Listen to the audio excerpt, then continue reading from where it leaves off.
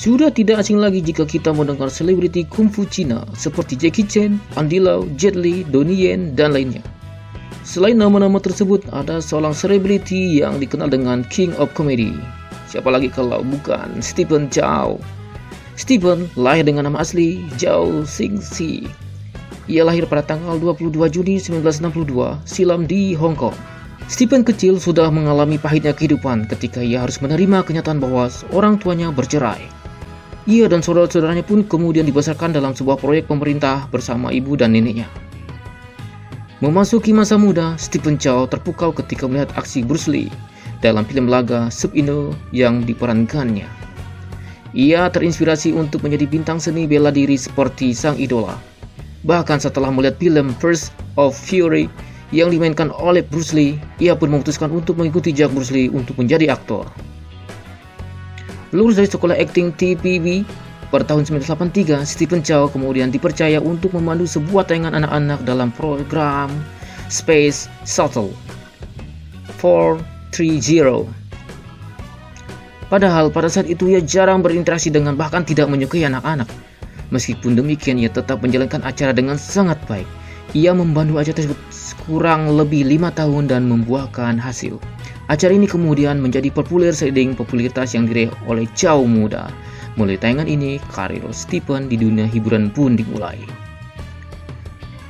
Pemeran pembantu yang diperankan oleh Stephen Chow sukses. Inilah yang membawa Chow memasuki babak baru dalam karirnya. Ia mendapatkan peran utama dalam film komedi Chow Yun-fat yang berjudul Don Sen pada tahun 1990. Ia memperkenalkan bakat komedinya yang luar biasa kepada pemirsa melalui film ini. Selanjutnya ada banyak tawaran bermain film datang kepada Stephen Chow. Perlahan mulai banyak produser yang melirik dan menawarkan film kepadanya. Ia pun mulai di beberapa film layar lebar. Ia berkesempatan untuk meraih penghargaan sebagai aktor terbaik Asia Pasifik Film Festival melalui film yang berjudul Justice in My Food. Kesuksesan Stephen Chow dalam beberapa film komedi membuat posisi cukup unggul di genre komedi. Ia pun menyadari bahwa ia harus mengembangkan image komedi pada dirinya agar namanya semakin melambung. Menyadari bakatnya ada di genre komedi, Stephen pun memiliki ide untuk menggabungkan olahraga kungfu komedi melalui film berjudul Shaolin Soccer pada tahun 2002.